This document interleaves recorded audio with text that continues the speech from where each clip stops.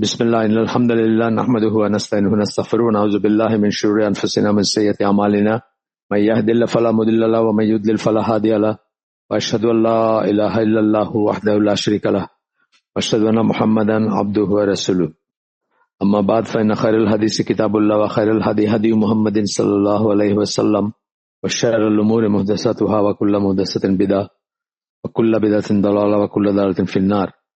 আসসালামু আলাইকুম ওয়া রাহমাতুল্লাহি ওয়া বারাকাতুহু। আমরা এই বইয়ের পঞ্চম অধ্যায়ে আছি। এই অধ্যায়ের শিরোনাম হচ্ছে পবিত্র কোরআনের মুখ্য উদ্দেশ্য লক্ষ্য, মেজর গোল যেগুলো বা মেজর পারপাস। বইয়ের নাম কোরআন অধ্যয়নের সঠিক পন্থা, ইংরেজি নাম আমরা বহুবার বলছি, তারপরে আরেকবার বললাম, how to approach and understand the কোরআন।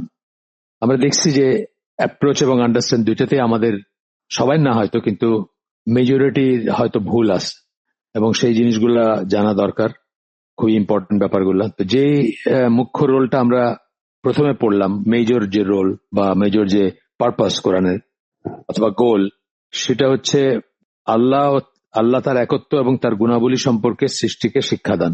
আল্লাহ তার একত্ব, তাওহীদ, তার গুণাবলী, আসমা ও সিফাত ইত্যাদি সম্বন্ধে সৃষ্টিকে শিক্ষাদান। সৃষ্টি মানে আমাদেরকে শিক্ষাদান।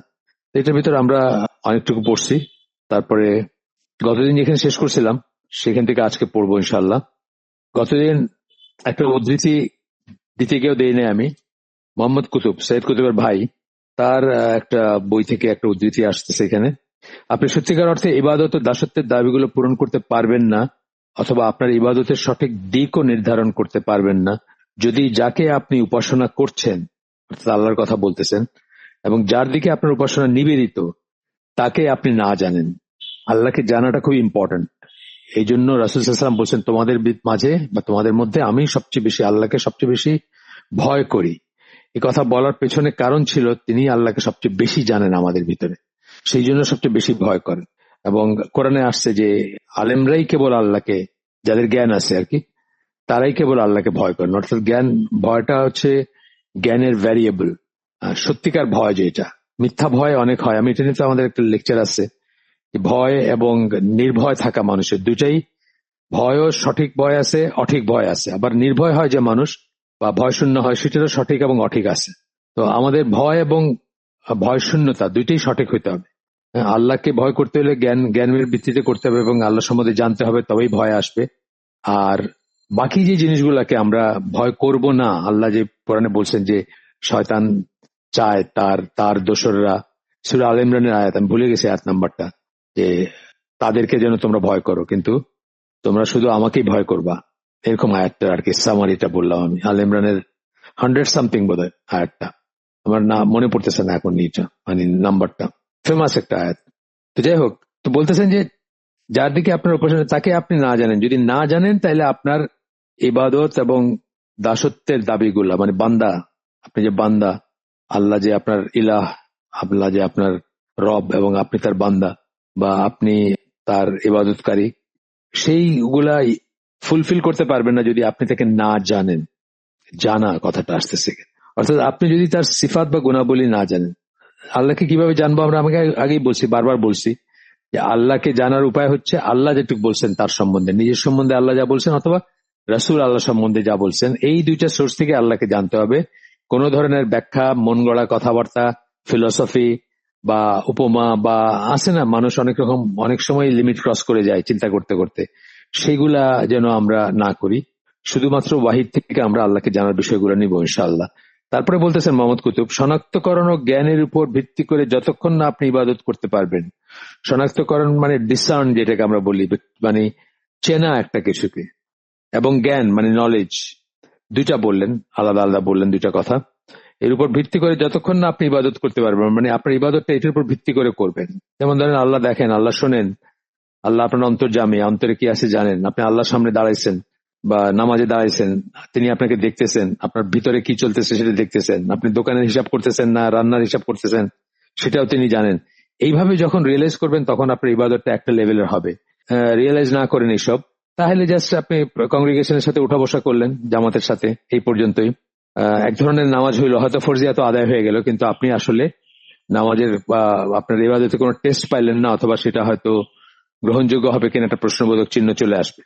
ততক্ষণ আপনার পক্ষে সত্যিকার ইবাদতের শর্ত পূরণ করা সম্ভব নয়। আর আল্লাহ তার মহান কিতাবে তার নিজের সেই সমস্ত গুণাবলী উল্লেখ করেছেন যেগুলো তিনি চান যে আমরা জানি। গুণাবলীগুলো যে উল্লেখ করছে তার একটা পারপাস আছে। আল্লাহ চাচ্ছেন যে আমরা সেগুলো জানি এবং সেগুলোর বেসিসে আল্লাহর ইবাদত করি। ঠিক আছে, আল্লাহর চাওয়া এটা যে আমরা সেগুলো জানি। আমরা তো জানি যে আল্লাহর এর বাইরে অনেক নাম আছে, যে নামগুলোতে উনি নিজেকে প্রকাশ করছেন তার বাইরে অনেক নাম আছে, কিন্তু এইগুলো এসেনশিয়াল জানাটা বান্দার জন্য, সেগুলো তিনি সেই জন্য তিনি এগুলাকে আমাদের সামনে প্রকাশিত করছেন। আর এর বাইরে আছে যেগুলো প্রকাশিত করেন নাই। এবং ওই সমস্ত গুণকীর্তন করে আমরা যেন তার সঠিক ও পূর্ণ ইবাদত করি, এবং সেই সমস্ত নামের উসিলায় বা সেই সমস্ত নাম নিয়ে, আসমাউল হুসনা বলছেন না, সে মানে নানা জায়গায় আসছে, কোরআনের একাধিক জায়গায় আসছে। তো সেই সব নাম ধরে যেন আল্লাহকে আমরা ডাকি বা আমরা প্রার্থনা করি, আমরা চাই আল্লাহর কাছে, আমরা দোয়া করি আল্লাহর কাছে, আল্লাহ সেটা চান। এরপরে একজন আহমদ সালাম বলে একজন একটা বই থেকে আপনার একটা উদ্ধৃতি আসতেছে, তারপরেই আগে যেটা পড়লাম তারপরেই, সেটা হচ্ছে সেখানে বলতেছেন রাসূল সাল্লাল্লাহু আলাইহি সাল্লামের আগমনের পূর্বে অনেকেই আল্লাহ যে মহাবিশ্বের একমাত্র সৃষ্টিকর্তা সেই ধারণাটা স্বীকৃতি দিয়েছিলেন। মানে এটা নবীর আসার আগেই, এবং কোরআনে আসছে বা হাদিসে আসছে বা তাফসীরে আসছে যে মক্কার মুশরিকরা কিন্তু আল্লাহর রুবুবিয়াতের অনেক কিছুই একনলেজ করতো। তাদেরকে জিজ্ঞেস করলে যে আসমান থেকে কে বৃষ্টি দেন, তারা বলতো আল্লাহ। কে খাওয়ান, সেটাও বলতো আল্লাহ। বা এই মহাবিশ্বকে কে নিয়ন্ত্রণ করেন, সেটাও বলতো আল্লাহ। তো সেটা বলতেছেন যে এই অনেকেই এটা স্বীকৃতি দিয়েছিলেন, কিন্তু তারা ইবাদতের বিভিন্ন মাত্রায় আল্লাহর সাথে অংশীদার স্থাপন করেছিলেন।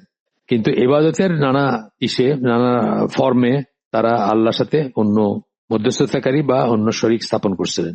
এই জন্য আমরা বলি যে যুগে যুগে নবী পয়গম্বর কিন্তু এইটাকে মানে ডিরেলড হয়ে যাওয়া তাওহীদ উলুহিয়া বা তাওহীদ ইবাদা বা ইবাদতের ব্যাপারে যে শিরক, সেটাকে ঠিক করতে মূলত আসছেন। আপনারা যদি পড়াশোনা করেন দেখবেন, এটা স্কলার এক্সপ্লেন করছেন যে যুগে যুগে নবী পয়গম্বর কিন্তু ওইটাকে ঠিক করতে আসছেন, তাওহীদ উলুহিয়া বা তাওহীদ ইবাদা যেটা, সেটাকে ঠিক করতে আসছেন। কারণ খুব ফাইন ভাবে মানুষের ইবাদতের ভিতরে অন্য জিনিস ঢুকে যায় বা শরিক ঢুকে যায়। সুতরাং ইসলাম আল্লাহর ধারণাটা পরিশুদ্ধ করতে এসেছে, আল্লাহকে প্রতিপালক বা রব হিসেবে ব্যাখ্যা করে ওই ধারণাকে শুদ্ধতা দান করতে। আল্লাহকে প্রতিপালক বা রব হিসেবে ব্যাখ্যা করা সেটাও ঠিক আছে, সেটাও দরকার আছে, কিন্তু আলটিমেটলি কি ইসলাম আল্লাহ ধারণাটা পরিশুদ্ধ করতে আসছে। আলটিমেটলি কিন্তু ওই অংশীদার স্থাপন করবেন না, সেটারই করতে আসছে, সেটাকে পিউরিফাই করতে আসছে, পর্জ আউট করতে আসছে। যে অংশীদার স্থাপন করার যে একটা টেন্ডেন্সি মানুষের ভিতরে, এটা হয়তো আল্লাহর সৃষ্টির একটা রহস্য, যে মানুষ যখন ডিরেলড হয়ে যায় অথবা মানুষ যখন আল্লাহকে ভুলে যায়, তখন তার সাথে তার এই আল্লাহর ধারণায় অনেক ভেজাল ঢুকে এবং সে আস্তে আস্তে শিরক এবং বা একটা মিক্সড ইস্যু চলে যেতে পারে, যায়, মানুষ যেতে পারে এবং যায়। সেই জন্যই যুগে যুগে নবী পয়গম্বর পাঠাইতে হয়েছে তাদেরকে টু সেট রাইট, মানে সঠিক পথের উপর আবার প্রতিষ্ঠা করার জন্য। তা করা গেলে মানুষ কেবলমাত্র আল্লাহকেই সঠিকভাবে উপাসনা করবে। আল্লাহ সম্বন্ধে যে ধারণা বলতে কি, আল্লাহ সম্বন্ধে যে জ্ঞান। আমরা তো বলছি যে নলেজ বলতে ইসলামী লিটারেচার যখন নলেজ কথাটা বলা হয়, তখন কিন্তু আল্লাহ সম্বন্ধে নলেজের কথা বলা হয়। এই আমাদের কম্পিউটার সায়েন্স, ফিজিক্স বা ম্যাথস এর কথা বলা হয় না। কিন্তু এই শুদ্ধতা লাভ করার শুরু হচ্ছে আল্লাহর নাম ও গুণাবলীর সঠিক জ্ঞান ও উপলব্ধি দিয়ে। আমরা আগেও বলছি এটা, আবার ওইখানে বলতেছেন, এই লেখক বলতেছেন, যার আব্দুল আহমদ সালাম, উনি বলতেছেন যে এই শুদ্ধতা লাভ করা শুরু হচ্ছে আল্লাহর নাম ও গুণাবলীর সঠিক জ্ঞান ও উপলব্ধি দিয়ে, আসমা ওয়া সিফাত সম্বন্ধে সঠিক ধারণা লাভ করে। এবং আমরা বলছি যে তাওহীদকে যদি একটা গাছের সাথে চিন্তা করা হয়, আগে বলছি আপনাদেরকে, হয়তো কেউ শুনছেন কেউ শুনেন নাই যারা ছিলেন, তো একটা গাছের সাথে যদি তুলনা করা হয়, সিমিলি বা অ্যানালজি যদি আমরা দেই বা মেটাফোর যেটাকে বলি আমরা, তাহলে আপনার গাছের রুট হচ্ছে তাওহীদ আসমা ওয়া সিফাত, মানে আল্লাহর নাম এবং গুণের যে তাওহীদ সেটা। তারপরে সেটার কাণ্ড হচ্ছে তাওহীদ রুবুবিয়া। মানে এই যে বললাম আল্লাহ বৃষ্টি বর্ষণ করেন, আল্লাহ আমাদের রিজিক দেন, এগুলো সব রব হিসাবে, প্রতিপালক হিসাবে আল্লাহর যে গুণাবলী, সেগুলা হচ্ছে কি, সেগুলার যে তাওহীদ বা সেগুলার যে অদ্বিতীয়তা বা সেগুলোর যে একত্ব বা সেগুলোর যে ইউনিকনেস, সেটাকে আমরা বলি তাওহীদ রুবুবিয়া। আর সেই তাওহীদের বৃক্ষের ফল হচ্ছে উলুহিয়া বা তাওহীদ ইবাদা। সেটার ফল, সেই বৃক্ষের ফল, মানে চূড়ান্ত, মানে আলটিমেট পারফেকশন হচ্ছে সেটা, যখন আপনার ইবাদতটা পারফেক্ট হবে এবং শুধু আল্লাহর জন্য হবে। আচ্ছা, আল্লাহর নাম ও সিফাত সম্বন্ধে কারো সঠিক জ্ঞান ও উপলব্ধি থাকলে সে আর কখনোই আল্লাহ ছাড়া অন্য কারোর প্রতি তার ইবাদত নিবেদন করবে না। ওটা যদি ঠিক থাকে তাহলে তার তহিদ উলুহিয়াও ঠিক থাকবে, আর কারোর প্রতি ইবাদত সে নিসবত করবে না, সম্পৃক্ত করবে না, নিবেদন করবে না। আল্লাহতে সঠিক বিশ্বাসের বিশুদ্ধ প্রয়োগের জন্য সত্যিকার ভিত্তি হচ্ছে আল্লাহর নামসমূহ ও সিফাতের এক সঠিক ও বিস্তারিত উপলব্ধি। বিস্তারিত কেন বললেন, মানে এখানে অনেক ফাইনাল পয়েন্টস আছে যেটার জন্য মানুষ অনেক বড় বড় মানুষরা মানে বিপদগামী হয়ে গেছেন। কয়েকদিন আগে আপনার সিলেটে একটা ছেলে, ধরেন মাস 3 আগে তার সাথে আমার দেখা হলো, সে ইউকে থেকে চলে আসছে। ইউকে থেকে চলে আসছে, ওই কাফের দেশে থাকবে না, বাপ মা ছেড়েই চলে আসছে। ধরেন বয়স হয়তো আর্লি 20s হবে, 22, 23, 24, 25 এরকম কিছু হবে। কিন্তু আমার সাথে যার বাসায় বা যেখানে দেখা হলো, আমাদের প্রোগ্রামে আসছিল, সেই প্রোগ্রামে আমাদের স্কুলের যিনি বিল্ডিংটা যার, উনি বলতেছেন যে কিন্তু তার ভিতরে একটা সুফি ইনক্লাইনেশন আসছে। আগে আমাকে বলছেন যে সব ঠিক আছে কিন্তু একটু সুফি সুফি ভাব আছে। আমার সুফি সুফি ভাব হইলে আর তাহলে মানে হইলো কেমনে, মানে সুফিজমে তো মারাত্মক ভ্রান্তি আছে, সেটা নিয়ে তো আমরা আপনাদেরকে কিছু মেটেরিয়াল আগে দিছি বা দরকার হলে আবার দিব। তো তখন সে কিছু বলে নাই, কিন্তু আমি ওই হালাকাটাতে ইচ্ছা করে সুফিদের নিয়ে কিছু কথা বলছি এবং ইয়াহিয়া উলুমুদ্দিন বইটা নিয়ে একটু কথা বলছি। কারণ ইয়াহিয়া উলুমুদ্দিনের সম্বন্ধে এমন প্রেইজ দেখবেন আমাদের দেশে, বা ইভেন এসোটারিক যারা একটু ওই যে আধ্যাত্মবাদী বা যারা একটু গুড়ো তত্ত্ব নিয়ে গবেষণা করেন, সুফি অথবা ফকির দরবেশ নিয়ে করেন, তাদের ভিতরে দেখবেন ইয়াহিয়া উলুমুদ্দিনের মানে প্রেইজ কি। তো আমি আমার একটা বইতে লিখছি, এবং এটা সত্যি কথা না কথা, যে আমার ওই জুনিয়রটা মারা গেছে, আল্লাহ তাকে জান্নাত নসিব করুন, অল্পদিন হয় মারা গেছে, বছরখানিক বা বছরের একটু বেশি হইতে পারে। তো সে তবলিগ করতো এবং তবলিগের মুরব্বী ছিল রীতিমতো, নাম বললাম না, বলার দরকার নেই। তো সে এক জায়গায় আমাকে, তার কথা আমি লিখছি কোন একটা বইতে, সে এক জায়গায় এক সময় আমাকে বলতেছে যে কোরআন হাদিস যদি হারায় যায়, শুধু ইয়াহিয়া উলুমুদ্দিন মানে ইমাম গাজ্জালির ইয়াহিয়া উলুমুদ্দিন যদি বেঁচে থাকে বা টিকে থাকে, তাইলে মুসলিম উম্মাহ বিভ্রান্ত হবে না। অথচ সেই ইহিয়া উলুমুদ্দিন হচ্ছে দ্য ভেরি রিজন যে জন্য নাসিরুদ্দিন আলবানী হয়েছে। ওইটাতে যে অশুদ্ধ কথাবার্তা আছে এবং জালজয়ীফ হাদিস আছে, সেটা দেখে ওনার ভিতর একটা তাড়না জাগছে যে ওনাকে হাদিস নিয়ে কাজ করতে হবে এবং এই জিনিসগুলো এক্সপোজ করতে হবে, কোনটা সহি কোনটা সহি না। ওনার কাজ এর অনুপ্রেরণা বলতে পারেন ইয়াহিয়া উলুমুদ্দিন, নেগেটিভ সেন্স। তো ওই ছেলেটা যাই হোক আবার চলে গেছে নাকি ইংল্যান্ড, আমি জানতাম না। তো যে বাড়িওয়ালা যার কথা বললাম, আমাদের স্কুলের বাড়িওয়ালা, সিলেট স্কুলের বাড়িওয়ালা, যে উনি আমাকে একটা মেসেজ পাঠাইলেন, মানে এই যে সে ওনাকে অ্যাডভাইস করছে, তার কথা বলেন না উনি, আমি আন্দাজে ধরছি যে সে পরে উনি কনফার্ম করছেন যে ওই ছেলেটাই, যে এনামুল হক লেকচার আমি শুনছি, ডেঞ্জারাস কিছু কথা বলে, ডেঞ্জারাস কথা বলে উনি ইমাম গাজালিকে তাকফির করছেন, নজবিল্লাহ। আমি তো মানে আমাদের দেশে যেগুলো আছে পশ্চিম চীনে না তাগুত, তাদেরও আমি তাকফির করি না। It's not my job. কাউকে তাকফির করাটা আমার জব না, কাউকে কাফের প্রতিমান করা বা কাফের ব্র্যান্ড করাটা আমার জব না, বা আমার কাজ না। এটা হচ্ছে কাদের কাজ? এটা হচ্ছে রাষ্ট্রযন্ত্রের কাজ, মুসলিম দেশের বা ইসলামিক দেশের রাষ্ট্রযন্ত্রের কাজ, কাজীর কাজ, অথবা মুস্তাহিদ আলেম যারা, বড় বড় আলেম যারা, তাদের কাজ। এটা আমাদের কাজই না, আমাদের বিষয় না, সাবজেক্টই না আমাদের। যাই হোক, একটা মিথ্যা কথা বলছে, সে যা বুঝছে আর কি সেটা বলছে। তারপরে বলছে যে ইয়াহিয়া উলুমুদ্দিনকে উনি যেভাবে সমালোচনা করছেন, ওই ভদ্রলোককে বলতেছে, আমাদের এই বাড়িওয়ালাকে বলতেছে যে আপনি ইয়াহিয়া উলুমুদ্দিন পড়বেন, এটা জ্ঞানের সাগর ভাই।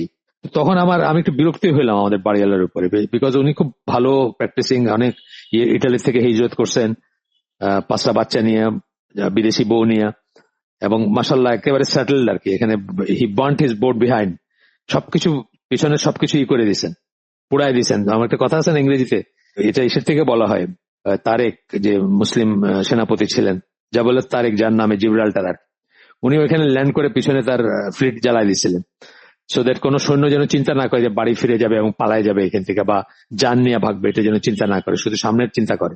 সেই জন্য যাই হোক, তো উনি ওই রকমের। তারপরে আমি একটু বিরক্ত হয়েছি যে উনি এমন কারো কয়েকজনের কথা আমার কাছে নিয়ে আসছেন এটার ভেরিফিকেশনের জন্য বা কিছুর জন্য।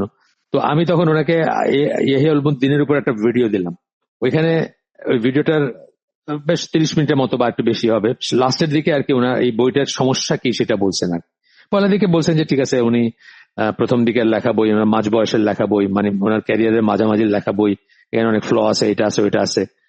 পরবর্তীতে উনি অনেক কিছু কারেক্ট করছেন, যদিও উনি তওবা করে আহলুস সুন্নাহ ওয়াল জামার উপর প্রতিষ্ঠিত হয়েছেন, যেমন আশারি, আবুল হাসান আল আশারি হয়েছিলেন, সেরকম কোনো প্রমাণ পাওয়া যায় না। তারপরে আমরা তার জন্য দোয়া করি, আল্লাহ যেন তাকে মাফ করে দেন। সবকিছু বলার পরে লাস্টে বলতেছেন যে উনি কি 60টা সিফাত ছাড়া বাকিগুলাকে উনি অস্বীকার করছেন। 60টা সিফাত ছাড়া, আল্লাহ 60টা গুণ ছাড়া। আমরাই তো জানি গুণবাচক নাম কত কটা আছে, তাই না? 99 নেমস আমরা তো জানি, আল্লাহ 99টা নাম অন্তত আমরা জানি। তার ভিতরে ধরেন যদি আল্লাহটা বাদও দিই, প্রপার নাম যদি ধরি, তো বাকি 99 বেশি আছে। তো বাস একটা ফ্রেজ আছে আর কি, গড হ্যাজ 99 নেমস। তো ওই ফ্রেজ অনুযায়ী যদি ধরি, তাহলে মানে একটা ছাড়া বাকি সবকটা সিফাতির নাম, তাই না? তো উনি 7টা ছাড়া বাইগুলো এই করছেন। এগুলো একটা মানে মারাত্মক কি, কিন্তু এটা কিন্তু আর বাকি সবকিছুকে ই করে দেয়, মানে মানে সবকিছুকে ডাইলুট করে দেয়। আর ওনার কত জ্ঞান আছে এটাতে খুব তারপরে উনি বলছেন যে কোন বুজুর্গের কথা বলতেছেন যে কাবা নাকি এসে তাকে তফ করছে, উনি কাবার কাছে যাইতে না, কাবা এসে তাকে তফ করছে, এই কথা বই লিখছেন। তারপরে আরো আমি বললাম না, থাক, মানে আর দরকার নেই, এই দুইটাই বললাম আপনাদেরকে। শুধু শুধু আপনাদের মন খারাপ করে লাভ নেই। এখানে অনেক ইমাম গাজালি বাংলাদেশে কিন্তু অনেক ভক্ত, এবং ইমাম গাজালি পড়া মানে একটা মানে দলিল ছিল আর কি, যে উনি নলেজেবল। যে কোনো মানুষ যিনি ইমাম গাজালি, কিমিয়া সাদেত বা ইয়াহিয়া উলমুদ্দিন এগুলো পড়ছেন, তিনি একজন মানে ইসলামিক স্কলার, এই ধরনের একটা ছিল, মানে একটা ইন্ডেক্স ছিল এটা। তো আমি আর যাইতে চাই না। আপনারা যদি কেউ চান তাহলে ইয়াহিয়া উলমুদ্দিন নিয়ে পড়ে দেখতে পারেন, বিশেষ করে কনক্লুসিভ যে জায়গাগুলো আছে সেগুলো পড়ে দেখতে পারেন। তবে আমাদের মতো মানুষদের এগুলো পড়ে সময় নষ্ট না করাই উচিত।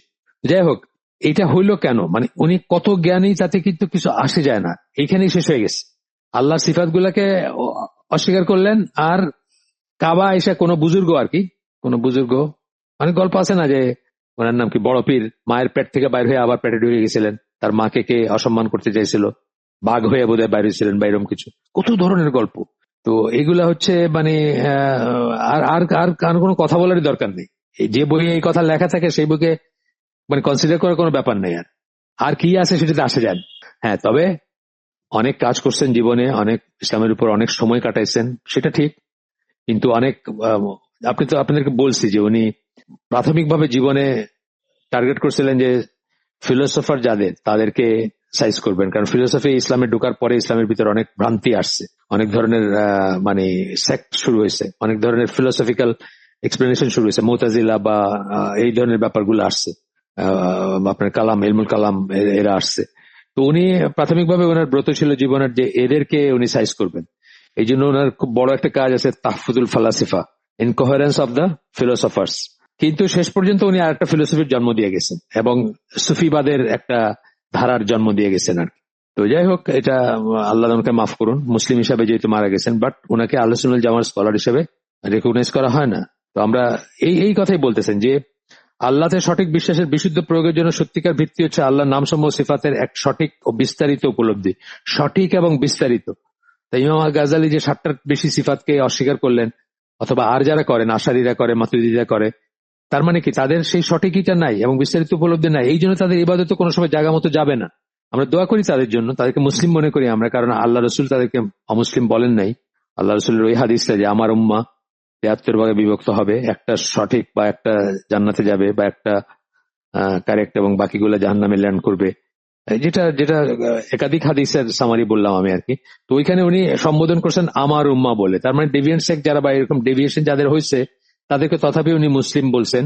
সুতরাং আমরাও যাদেরকে মুসলিম মনে করি তাদের জন্য দোয়া করবো, তাদেরকে যেন আল্লাহ মাফ করে দেন, সেটা বলবো আমরা, ঠিক আছে, সেটা অলওয়েজ বলবো। কিন্তু তাদের ভ্রান্তিগুলোকে অবশ্যই অবশ্যই এক্সপোজ করতে হবে, তা নাহলে আপনি আপনার লাইফের 60 বছর কাটায় জানবেন যে ইয়াহিয়া উলমুদ্দিন একটা ফালতু লিটারেচার, বা এটাতে ভয়ঙ্কর বা এটাতে ডেঞ্জারাস, এটা আপনার আমার মতো লেমেনের জন্য পড়াটা বিপজ্জনক, সেটা জানবেন।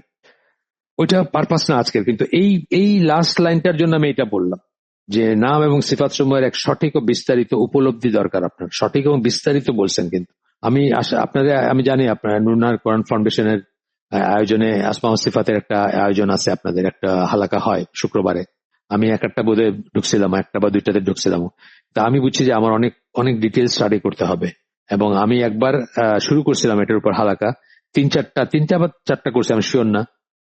করার পরে আমি এটা এটা বন্ধ করেছি এই জন্য যে আমি রিয়েলাইজ করছি যে আমার অনেক বেশি ডিপ পড়াশোনা করার দরকার আছে। যেটুকু করছি সেটার ভিতরে যে কোনো ফ্ল ছিল বা কোনো ছিল তা না, একটু উপরে উপরে করা, কিন্তু একটু ডিপলি জানতে হইলে বা ডিপলি করতে হইলে একটু পড়াশোনা করার দরকার আছে, যদিও জিনিসটা এলিমেন্টারি। তারপরেও একটা টেক্সট ধরে, তো মোহাম্মদ বিন সাল্লাল্লাহু আলাইহি ওয়াসাল্লামের একটা বই আছে, বইটা খুব সুন্দর, আমার কাছে আছে বইটা। ইংরেজিতেই আছে আমার কাছে। তো ওইটা দিয়ে আমি চিন্তা করছি যে ওইটা পড়ে তারপরে শুরু করবো ইনশাল্লাহ, একটা হালাকা করবো ওইটার উপর, আল্লাহ যদি তৌফিক দেন। শেষ, উদ্ধৃতি শেষ। এরপরে বলছে কেউ যত বেশি বেশি আল্লাহ সম্বন্ধে ও তার গুণাবলী সম্বন্ধে জানবে, সে তত বেশি আল্লাহকে ভালোবাসবে, ভয় করবে এবং আল্লাহর উপর ভরসা করবে। তিনটা মনে আছে ট্রায়াঙ্গেল বলছিলাম আমরা, যে একটা ট্রায়াঙ্গেল ব্যালেন্স ট্রায়াঙ্গেল হইতে হবে, মানে সমবাহু ত্রিভুজ হইতে হবে, তিনটা বাহুই সমান হইতে হবে এবং ব্যালেন্স হইতে হবে। কি বলছিলাম? আশা ভয় এবং ভালোবাসা, সেটাই বললেন। সে তত বেশি আল্লাহকে ভালোবাসবে, ভয় করবে এবং আল্লাহর উপর ভরসা করবে। এই ভরসা করাটা মানে কি? আশা করবেন যে আল্লাহ আপনাকে মাফ করে দিন, ভয় করবেন যে যদি বাই চান্স আল্লাহ রেগে যান তাহলে আপনার খবর আছে, আর ভালোবাসবেন আল্লাহকে। ভালোবাসবেন এই জন্য যে মানে আমাদের জীবনে যা কিছু ওয়ার্থ মেনশনিং অথবা যা কিছু আছে, যা কিছু এক্সিস্ট করে, তার সবকিছু জন্য আমরা আল্লাহর কাছে কৃতজ্ঞ, ছোট থেকে ছোট, বড় থেকে বড়। এবং কৃতজ্ঞতা is the first step towards ভালোবাসা। কৃতজ্ঞতা বশত কিন্তু মানুষ আল্লাহকে ভালোবাসতে শুরু করবে, কারণ আমরা আল্লাহকে রিয়েলাইজ করি না, কম্প্রিহেন্ড করি না। ওই সৃষ্টির ভিতর, নিজের ভিতরে আল্লাহর ইগুলা দেখলে, আল্লাহর মানে আল্লাহর করুণা, আল্লাহর মার্সি, আল্লাহর দয়া, আল্লাহর ডিজাইন, এগুলো দেখার পরে আমাদের কি হবে? একটা কৃতজ্ঞতা বোধ আসবে। সেই কৃতজ্ঞতা বোধটা হবে স্টার্টিং পয়েন্ট অফ ভালোবাসা। ওইখান থেকে আপনি ভালোবাসা আসবে আল্লাহর জন্য। আল্লাহকে আমরা যেহেতু দেখি না, রিয়েলাইজ করি না, কম্প্রিহেন্ড করি না, জেনারেলি বলতেছি, ইনিশিয়াল স্টেজে অন্তত। সুতরাং মানে কম্প্রিহেন্ড করা তো কোনোদিন সম্ভব না, বাকিটা আর কি। মানে ধরেন ইনিশিয়াল স্টেজে তো অত আমরা ভালোবাসার কোনো রিজন থাকে না আমাদের ভিতরে, যেভাবে একটা গোলাপ ফুল বা একটা আইসক্রিম ভালোবাসি আমরা। সুতরাং সেই জ্ঞানটা দরকার, যে জ্ঞানটা হইলে বা একটা কৃতজ্ঞতা আসবে আপনার প্রথমে, এবং কৃতজ্ঞতা থেকে আপনি আস্তে আস্তে আল্লাহকে ভালোবাসবেন। যাই হোক, এরপরের ইটা হচ্ছে, সাবহেডিংটা হচ্ছে সৃষ্টিকে সেই পথ ও জীবন ব্যবস্থা শিক্ষা দেওয়া যা আল্লাহর কাছে প্রিয়। একটা বললেন পথ, একটা বললেন জীবন ব্যবস্থা। এটার ভিতরে অনেক কথা আসবে। মানে ধরেন আমাদের ওয়ার্ল্ড ভিউ, ধরেন 99% মুসলিমদের ওয়ার্ল্ড ভিউ কিন্তু ইসলামিক ওয়ার্ল্ড ভিউ না, কাফেরের ওয়ার্ল্ড ভিউ আমাদের। কাফেররা যা কিছুকে ভালো বলে, কাফেররা যা কিছুকে ভ্যালু করে, কাফেররা যা কিছুকে ক্যারেক্ট বলে, কাফেররা যা কিছুকে সুপিরিয়র বলে, কাফেররা যা কিছুকে এনলাইটেনমেন্ট বলে, আমরা কিন্তু সেইগুলাকেই মনে করি। হ্যাঁ, আপনি দেখেন, আপনি আপনাকে এখন জিজ্ঞেস করলে আপনি হয়তো আমেরিকার পররাষ্ট্রমন্ত্রীর নাম তো সবাই বলতে পারবেন, তাই না? সবাই পারবেন। প্রেসিডেন্টের নাম তো পারবেন, পররাষ্ট্রমন্ত্রীর নামও পারবেন, হয়তো আরেকটু নিচের দিকের গুলাও পারবেন আপনারা, মানে আরেকটু লেস ইম্পর্টেন্ট যারা, তাদের নামও আপনি পারবেন। কিন্তু আপনি কি মসজিদুল হারামের আগামীকালকে খুতবা কার বলতে পারবেন? পারবেন না আপনি। অথবা হয়তো অত অত মানে কমপ্লেক্স জিনিসে না যাই। আজকে হিজরি কত তারিখ? আজকের সন্ধ্যা থেকে তো ইসলামের ডে শুরু হয়। আজকের সন্ধ্যাটা হিজরি কত তারিখ? সাল, মাস, দিন বলতে পারবেন? পারবেন না। 99% মুসলিম পারবেন না। এইখানেই প্রমাণিত হয় যে আমাদের অন্তরটা কোথায় লাগানো, আমাদের চিত্তটা কোথায় বন্ধক দেওয়া, আমরা কাদের কাছে নিজেদেরকে বন্ধক দিচ্ছি। এইখান থেকে আপনি বুঝবেন ওয়ার্ল্ড ভিউ এটা, তাই না? ওয়ার্ল্ড ভিউ, পৃথিবীকে আপনি কার চোখে দেখেন, কোন দৃষ্টিতে দেখেন, কোন চশমা দিয়ে, কোন লেন্স দিয়ে পৃথিবীকে দেখেন। যাই হোক, সেই পথ, সৃষ্টিকে সেই পথ ও জীবন ব্যবস্থা শিক্ষা দেওয়া যা আল্লাহর কাছে প্রিয়। আল্লাহর কাছে যা প্রিয়, আমরা কি সেই পথের উপর আছি? সেই জীবন ব্যবস্থা মোটেই না, প্রশ্নই ওঠে না কোন। বরং যতটুকু না হইলে নয় ততটুকু করে আমরা তৃপ্তির ঢেকুর তুলি যে আমরা তো অনেক কিছু করতেছি। 5 ওয়াক্ত সালাত পড়ে আমরা অনেকে হয়তো ফিল করি যে আল্লাহকে আমরা একটা বিরাট ফেভার করলাম, কত কাজ স্যাক্রিফাইস করে 5 ওয়াক্ত সালাত পড়লাম, জীবন ব্যবস্থার কথা বাদই দিলাম। যাই হোক, এখানে এসে বলতেছেন যখন আপনি জ্ঞান লাভ করলেন, সাপোজিং যে আপনি আসমা সিফাত সম্বন্ধে মোটামুটি একটা আপনার ধারণা হয়েছে, বা যতটুকু দরকার বা যতটুকু না হইলে না সেটুকু হয়েছে, তারপর কি উচিত? আপনার বিশ্বস্ততার সাথে জানতে চেষ্টা করা উচিত আল্লাহকে সন্তুষ্ট করার জন্য তার কি কি কার্য সমাধা করা উচিত এবং কি কি কার্য থেকে বিরত থাকা উচিত। আমি তো 1,00,000 করে বলতে পারবো কাজ করা উচিত এবং বিরত থাকা উচিত, যেগুলো আমরা করি না। খুব কমন যেটা, আমার ভাগনা বলতেছে, এবার সিলেট গেছিলাম, আমার ভাগনার সাথে গল্প হইতেছে, তো বলতেছে মামা কানাডা নাকি অনেক খুলে দিতেছে, যদি এরকম ইউরোপিয়ান এবং আমেরিকান দেশগুলো যদি সব ভিসার দরজা খুলে দেয় তাহলে আমার মনে হয় না বাংলাদেশের জনসংখ্যা 5,000-ও থাকবে, আর শেষ 2 দিনের ভিতরে একজন থাকবেন আপনি, একজন থাকবো আমি। মানে জোক করতেছে, আমরা খাইতে বসছি, হাসাহাসি হচ্ছে এটা নিয়ে, যে শেষ 2 দিনের ভিতরে একজন আমি আর একজন ও থাকবো নাকি, মানে আর বাকি সবাই রিভার্স হিজরত করবে আর কি। তো এইটা যেমন আল্লাহর অত্যন্ত অপছন্দনীয় একটা কাজ, কিন্তু কত অকতরে আমরা করতেছি। আমার তো মনে হয় সিলেট ডিস্ট্রিক্ট খালি হয়ে যাবে, অন্য ডিস্ট্রিক্টের কথা আমি জানি না, আমার বাড়ি যেহেতু সিলেট, সিলেটের গ্রামে নিজের নাম ভালো করে শুদ্ধ করে লিখতে পারে না, সেই মেয়ে IELTS করতেছে, সে একা ফ্রান্সে যাবে, তার ভাই তার জন্য ব্যবস্থা করতেছে, বিয়ে শাদী না, একা যাবে কাজ করতে ফ্রান্সে। তো এগুলো আল্লাহর অপছন্দনীয় কাজ না? অবশ্যই অপছন্দনীয়। যেখানে মাহরাম ছাড়া ট্রাভেল করতে নিষেধ করেছেন, ফ্রান্স যাওয়া কাফের দেশে কিন্তু বাদই রইল একা। মানে আপনি মাল্টিপ্লিসিটি দেখবেন, কত কত লেভেলের আপনার খারাপ কাজ এগুলো আমার কথা করতেছি আমরা। গানের কথা চিন্তা করেন, মানে একটা মুসলিম দেশ বাংলাদেশ, আপনি কল্পনা করতে পারেন যে মানে একটা পাড়া, একটা গ্রাম আছে যেখানে গান শোনে না মানুষ। দেশের কথা বাদ দিলাম, রেলওয়েতে বলেন, প্লেনে বলেন, শপিং মলে বলেন, বাসে বলেন, রেস্টুরেন্টে বলেন, একটা জায়গা আছে অথচ গানটা মানে সম্মতিক্রমে হারাম। বড় স্কলার যারা তাদের মধ্যে, ক্লাসিক্যাল স্কলারদের ভিতর মাত্র 4 জনের নাম আমরা যখন ওই বইটা পড়ছিলাম, the music made me do it, মাত্র 4 জন আছেন যারা গানকে শর্ত সাপেক্ষে পারমিসিবল বলছেন, যে গানের ভিতরে ইসলামী গান হইতে হবে, মিউজিক থাকবে না, কোনো অ্যামোরাস বা ফ্রিবোলাস কথা থাকবে না, আবার মেয়েদের প্রেজেন্সে ছেলেরা গাবে না বা ছেলেদের প্রেজেন্সে মেয়েরা গাবে না। তারপরেও তারা যেটা বলছেন সেটাকেও আর কেউ গ্রহণ করেন নাই। সেই গান আমাদের শ্বাস প্রশ্বাসের মতো না, শ্বাস প্রশ্বাসের মতো হয়ে গেছে। সো এই যে কথাটা বলতেছি যে বিষ্ণু জানতে চেষ্টা করা উচিত আল্লাহকে সন্তুষ্ট করার জন্য কি কি কার্য সমাধা করা উচিত। এখানে আপনি 1 লক্ষ কার্য পাবেন যেগুলো সমাধা করা উচিত কিন্তু আমরা করি না। আবার কি কি বর্জন করা উচিত সেগুলো দেখবেন 1 লক্ষ আছে যেগুলো আমরা করি না বর্জন, যাতে সে আল্লাহর অসন্তুষ্টির উদ্রেক না করে, আল্লাহর অসন্তুষ্টির উদ্রেক না করে। আগেই বলছি আমরা একদিন যে আল্লাহর ক্রোধ এবং আমাদের ক্রোধ, আমার খুব ভয় লাগে এইসব জিনিসগুলো নিয়ে আলোচনা করতে ভয় লাগে। আমার নিজের দুর্বলতার জন্য আমার ভয় লাগে যে আমি তো সেই মানুষ না বা সেরকম এক্লাস মালা মানুষ না যে মানে মনে করবে যে সে সেফ। যাই হোক, এরপরে আয়াত কোট করতেছেন একটা সূরা ফাতিহার 6-7 নম্বর 2টা আয়াত কোট করতেছেন। ইহদিনাস সিরাতাল মুস্তাকিম সিরাতাল লাযিনা আন'আমতা আলাইহিম গায়রিল মাগদুবি আলাইহিম ওয়ালাদ-দাল্লিন, এটা কোট করতেছেন। আমরা আল্লাহর কাছে সেটাই চাই, কিন্তু আমরা আল্লাহর কাছে সেটাই চাই, অন্তত 17 বার চাই একদিনে। আল্লাহকে বলি আমাদের সরল পথে পরিচালিত করো, তোমার অনুগ্রহ প্রাপ্তরা যে পথে গমন করেছেন। এগুলো তো এখানে আলোচনা করছে, আপনারা নিশ্চয়ই জানেন। অনুগ্রহ প্রাপ্ত বলতে কাদেরকে বোঝাইছেন আল্লাহ? সেই সূরা নিসা 69 নম্বর আয়াত, নবীন সিদ্দিকিন শুহাদা সালেহিন, তাদেরকে বোঝানো হয়েছে যে অনুগ্রহ প্রাপ্ত হচ্ছেন তারা, সেই পথে যেন আল্লাহ আমাদেরকে পরিচালিত করেন। আমরা সেটা আল্লাহর কাছে প্রার্থনা করি অন্তত 17 বার যারা সালাত আদায় করি তারা।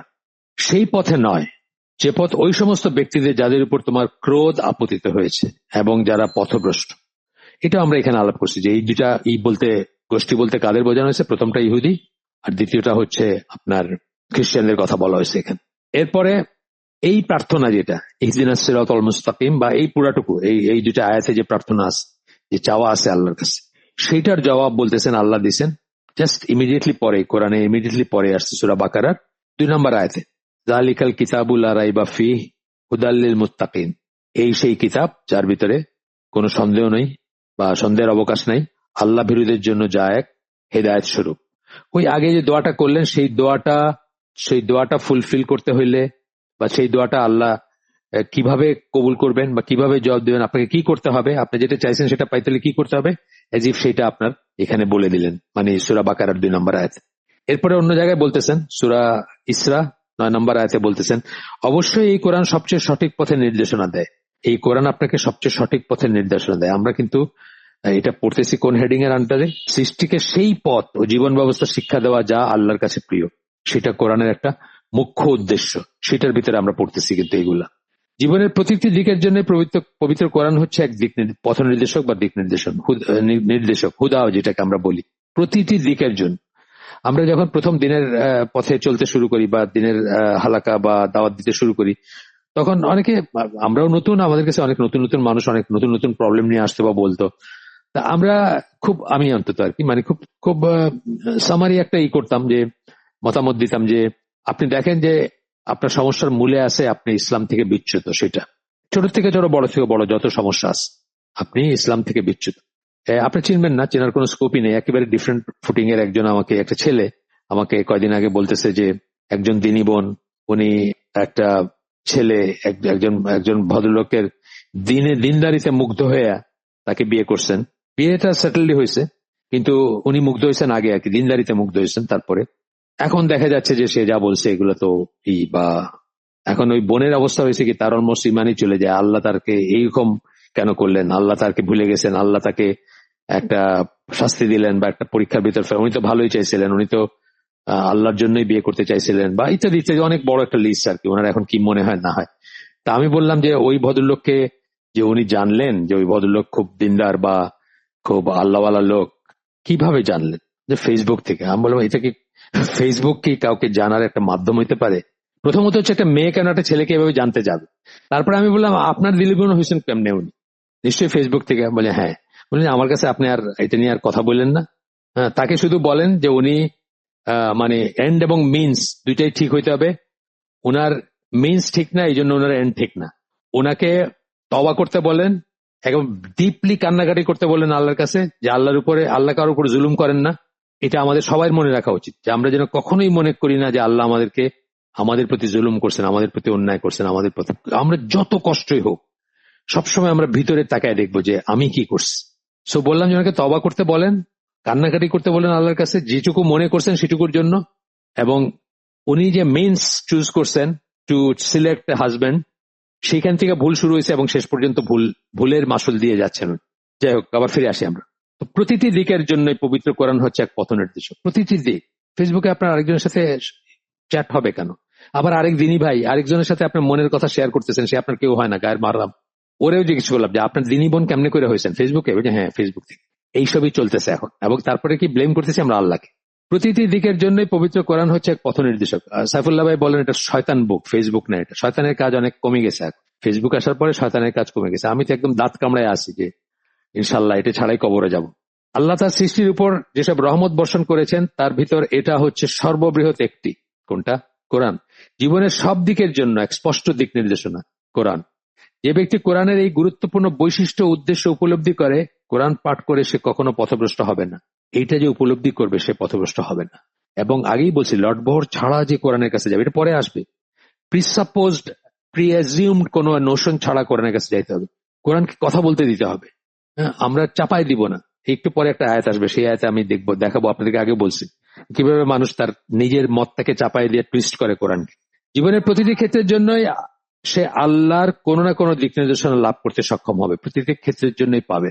এবং কোরআন সম্বন্ধে একটা কথা আছে যে প্রত্যেকটা মানুষের কথা আছে কোরআনে, অর্থাৎ তার সম্বন্ধে কথা আছে। এটা নিয়ে একটা লেখা পড়ছিলাম, ভুলে গেছি কার লেখা, খুব সুন্দর করে বলছেন যে মানে আপনি পড়েন দেখবেন আপনার কথা বলা আছে এখানে। আপনার যে চরিত্র, আপনার যে সমস্যা, আপনার যে ফ্লজ, আপনার যে টার্ময়েল, আপনার যে সংশয়, আপনার যে কষ্ট, আপনি আপনি পাতায় পাতায় পাবেন। আপনার কথা আছে কোরআনে, আপনি পড়ে দেখেন, পাবেন আপনার কথা।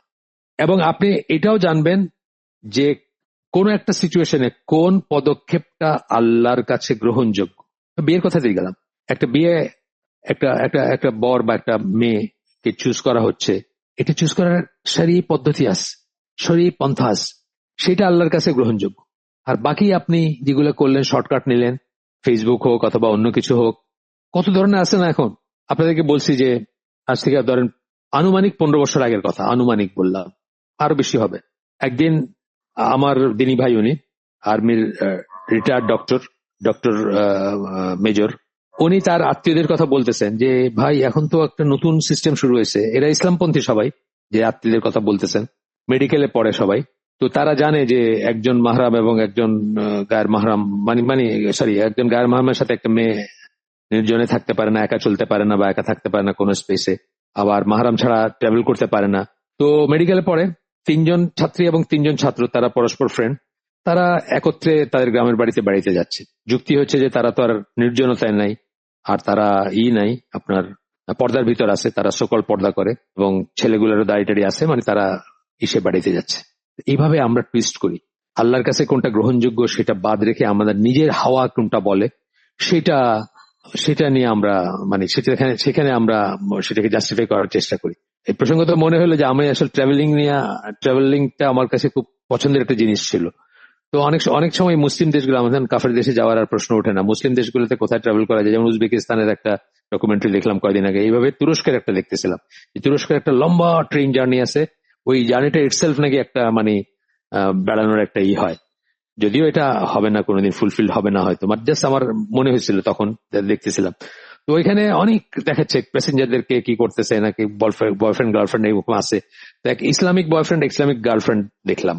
তো ওনারা বলতেছেন যে ওনারা এঙ্গেজড, ওনারা একে অপরকে পছন্দ করেন, ফ্যামিলি ওয়াইজ এঙ্গেজ, কিন্তু ওনারা আল্লাহকে ভয় করেন। এই জন্য ট্রাভেল করতেছেন ট্রেনে দুজন একসাথে, বাট তারা কোনো স্লিপার নেন নাই বা কোনো মানে ওই কোনো কুপে বা ওইসব ইসে যান নাই। তারা ওই যে ডাইনিং স্পেসে ওইখানেই বসে সময় কাটাই দিচ্ছেন, ওইখানেই প্রকৃতির পরিবেশ দেখতেছেন, এই করতেছেন, কারণ তারা আল্লাহকে ভয় করেন। এটাও দেখেন, মানে নিজের মতো করে আল্লাহকে ভয় করাটাকে ডিফাইন করে নিচ্ছেন। আর তো এরকম আমরা করি, কিন্তু মানে ইসলাম কি বলে এটা, হালাল ডেটিং। আসমা গুল বলে এক পাকিস্তানি অরিজিনাল লেখিকা, আমেরিকায় থাকেন, একজন আর্মি অফিসারের মেয়ে, উনি তো বই লিখে ফেলছেন একদম এইসব ব্যাপার নিয়ে। আর যাই হোক, আমরা আগাই একটু। কোনটা গ্রহণযোগ্য সেটা খুব ইম্পর্টেন্ট জিনিস। এইখানে আইসা সূরা মায়েদার 15-16 নম্বর আয়াত কোট করেছেন। এই আয়াতের কথা আমি বলতেছিলাম যে মানুষ কিভাবে টুইস্ট করে। আগেও আপনাদের বলছি, যারা আগে শুনেন নাই তারা আজকে শুনবেন। কি বলতেছেন আল্লাহর কাছ থেকে এক জ্যোতি ও স্পষ্ট কিতাব তোমাদের কাছে এসেছে। যারা আল্লাহ সন্তুষ্টি লাভ করতে চায়, এটা দ্বারা তিনি তাদের শান্তির পথে পরিচালিত করেন এবং তার ইচ্ছা অনুযায়ী তাদের অন্ধকার থেকে বের করে আলোর দিকে নিয়ে যান এবং তাদের সরল পথে পরিচালিত করেন। এখানে জ্যোতি বা আলো বলতে কেউ কেউ মনে করেন কোরআনের কথা বলা হয়েছে, আর কেউ কেউ মনে করেন রাসূল সাল্লাল্লাহু আলাইহি ওয়াসাল্লামের কথা বলা হয়েছে। ইন আইদার কেস, কোরআনকে ফিজিক্যাল আলো বলা হয় নাই, আর রাসূলকেও ফিজিক্যাল আলো বলা হয়, মানে ফিজিক্স এর পয়েন্ট অফ ভিউ থেকে যে আলো সেটা বলা হয়নি। এখানে বলা হয়েছে যে জ্ঞানের আলো, হেদায়েতের আলো, ইত্যাদি সোন। এই আয়াতটাকে কোট করে যারা বিদাতি তারা বলে যে আল্লাহ রাসূল সাল্লাল্লাহু আলাইহি ওয়াসাল্লাম নূরের তৈরি। এটা বলতেছিলাম যে কিভাবে মানুষ টুইস্ট করে আসবে আয়াত।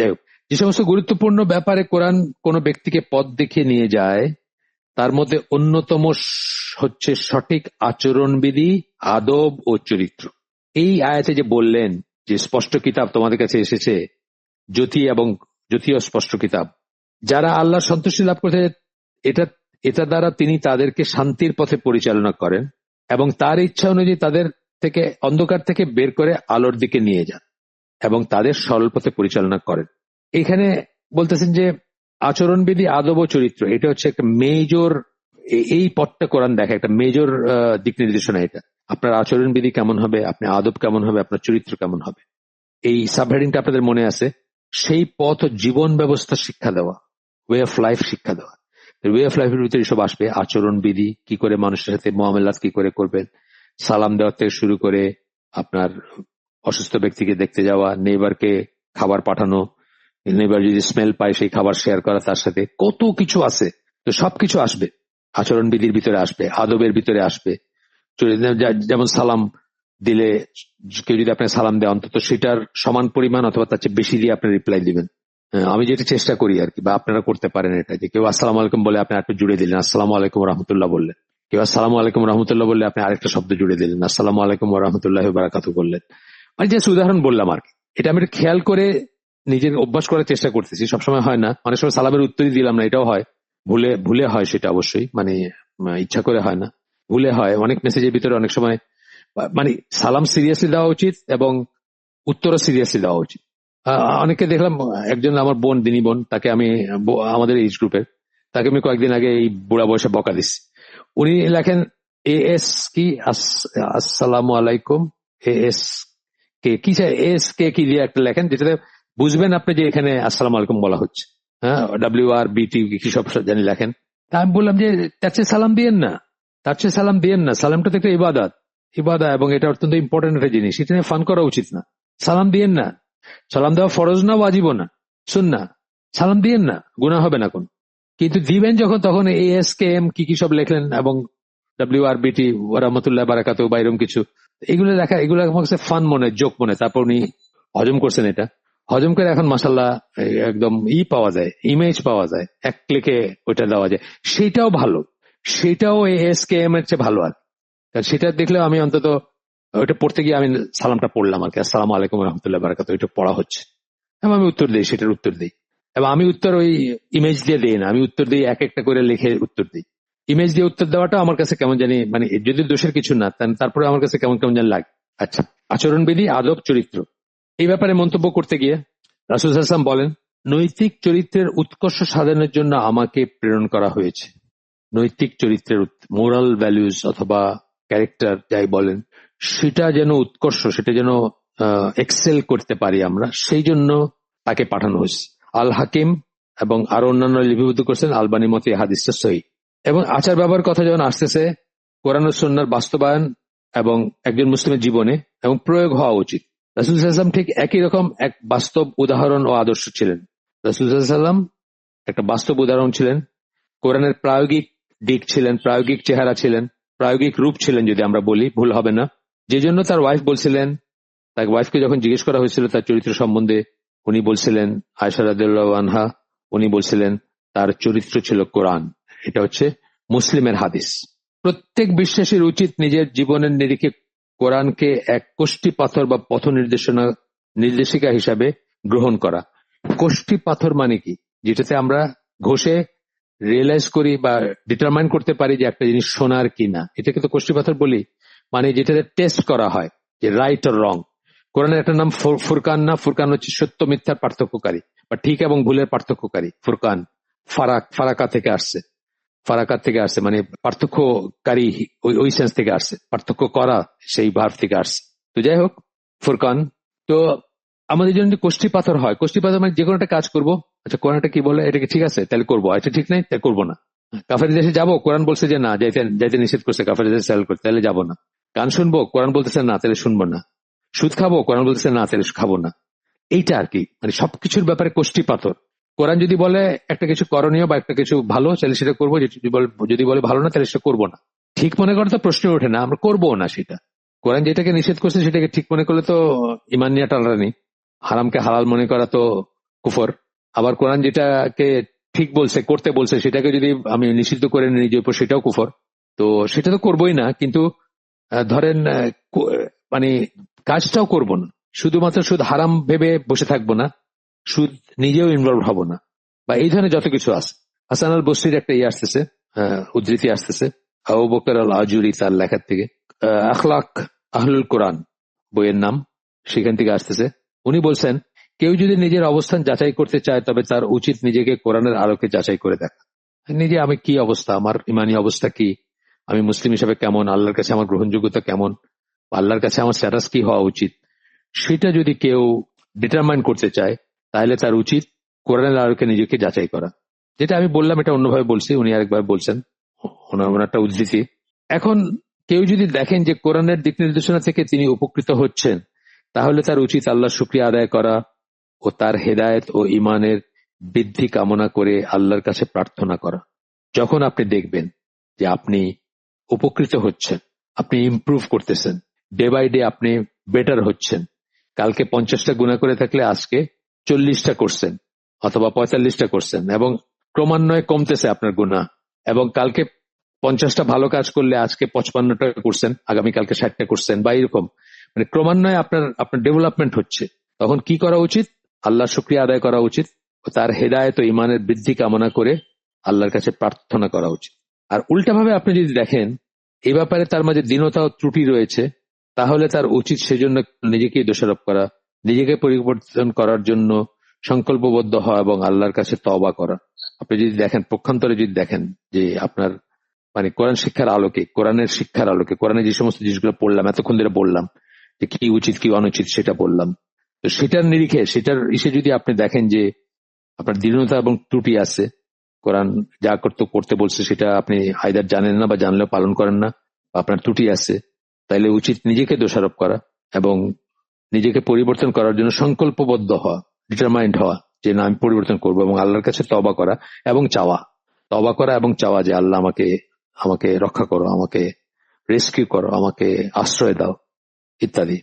এরপরে বলতেছেন যে কোরআন নাজিল হওয়ার পর থেকে নিয়ে যুগে যুগে আলেমগণ বারবার কোরআনের শরণাপন্ন হয়েছেন, এর অর্থ নিয়ে চিন্তা ভাবনা করেছেন, এবং তারা যে পরিস্থিতির মাঝে বসবাস করেছেন সেই পরিস্থিতি সম্বন্ধে দিক নির্দেশনা লাভ করেছেন। ডিফারেন্ট প্রবলেমে, ডিফারেন্ট সামাজিক অবস্থায়, আর্থসামাজিক অবস্থায় বা ডিফারেন্ট ফুটিং এ আলেমরা কিন্তু কোরআনের কাছে গেছেন এবং কোরআনের কাছ থেকে দিক নির্দেশনা নেওয়ার চেষ্টা করছেন।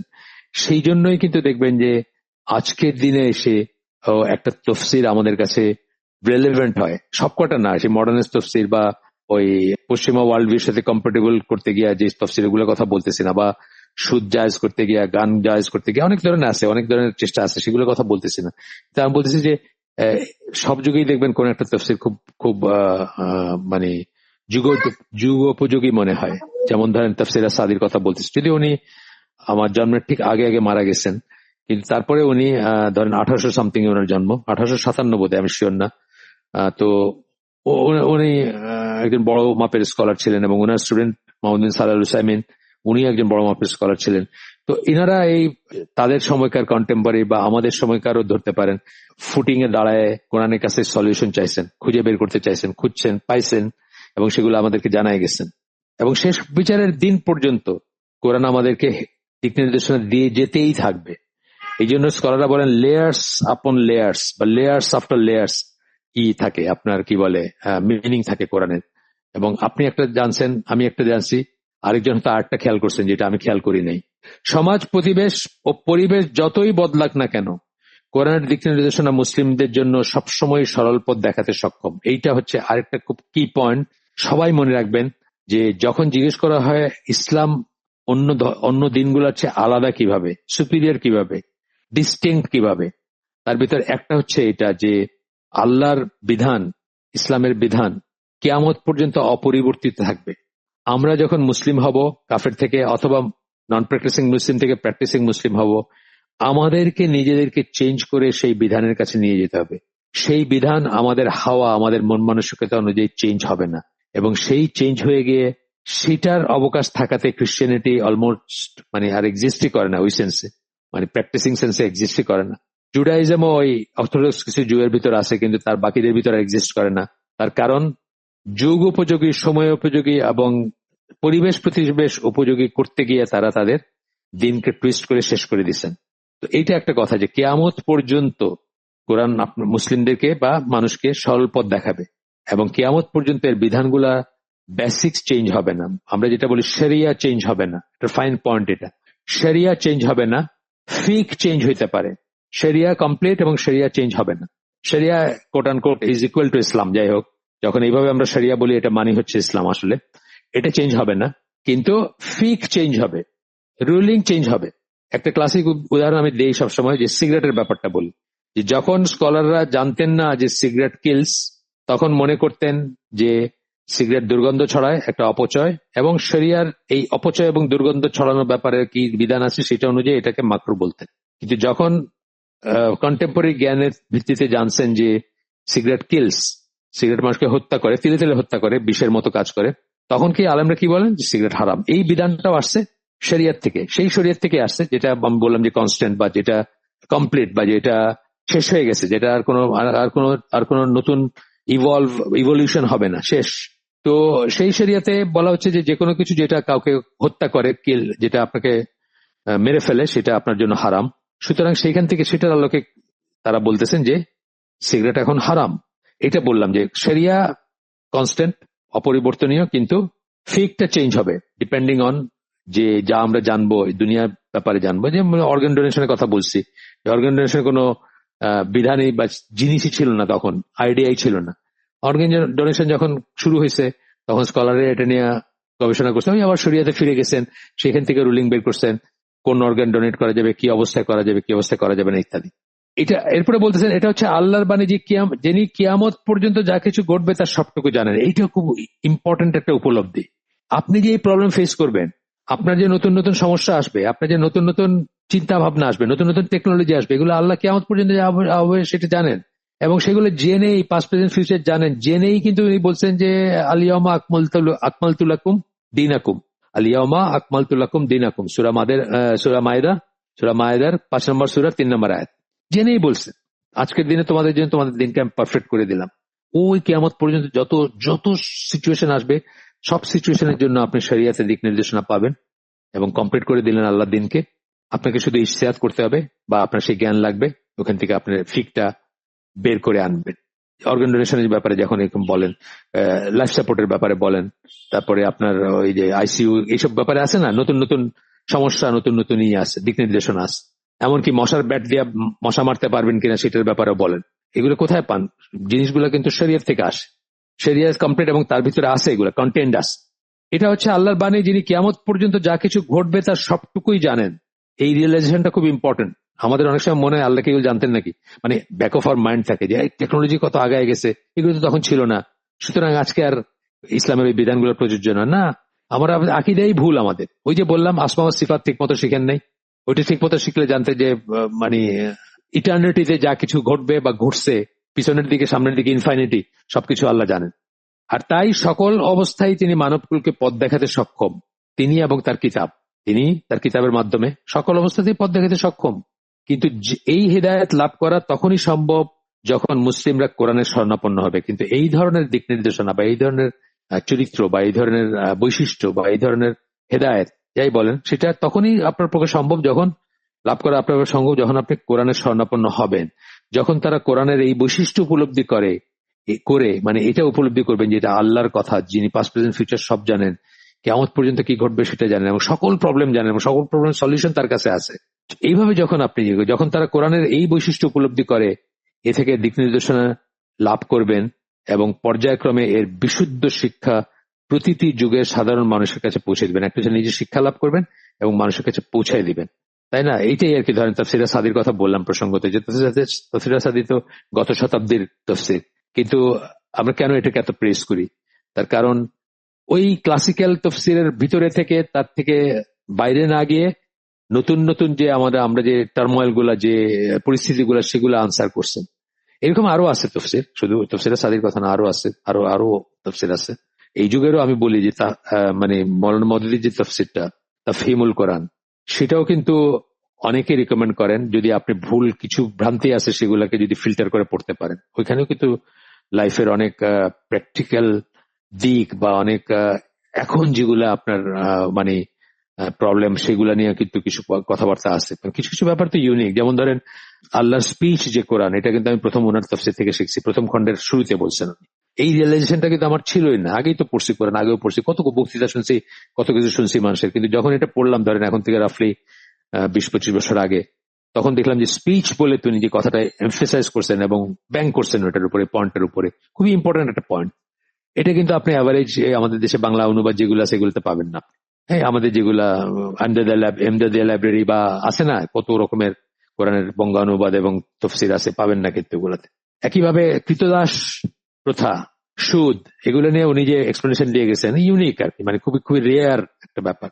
তো এইরকম বলতেছি যে মানে যেহেতু ওনার কিছু ভ্রান্তি আছে, এই জন্য আমরা ঢালাওভাবে রিকমেন্ড করি না, কিন্তু তারপরে এটা একটা গ্রেট তফসির, বা এটা এমন কিছু জিনিস অ্যাড্রেস করছে যেটা এই যুগের ব্যাপার আর কি। তো আমরা আমাদের আজকের আয়োজন এখানে শেষ করে দিব। সুবহানাকা আল্লাহুম্মা ওয়া বিহামদিকা আশহাদু আল্লা ইলাহা ইল্লা আনতা আস্তাগফিরুকা ওয়া আতুবু ইলাইক। আমরা যে শুনলাম তার ভিতরে ভালো কিছু শুনে থাকলে সমস্ত প্রশংসা আল্লাহর, আলহামদুলিল্লাহ। খারাপ কিছু শুনে থাকলে সমস্ত ব্যর্থতা আমার এবং শয়তানের তরফ থেকে সেটা। আল্লাহ আমাদেরকে তৌফিক দেন যা ভালো শুনলাম তার উপর আমল করার। আসসালামু আলাইকুম ওয়া রাহমাতুল্লাহি ওয়া বারাকাতুহু।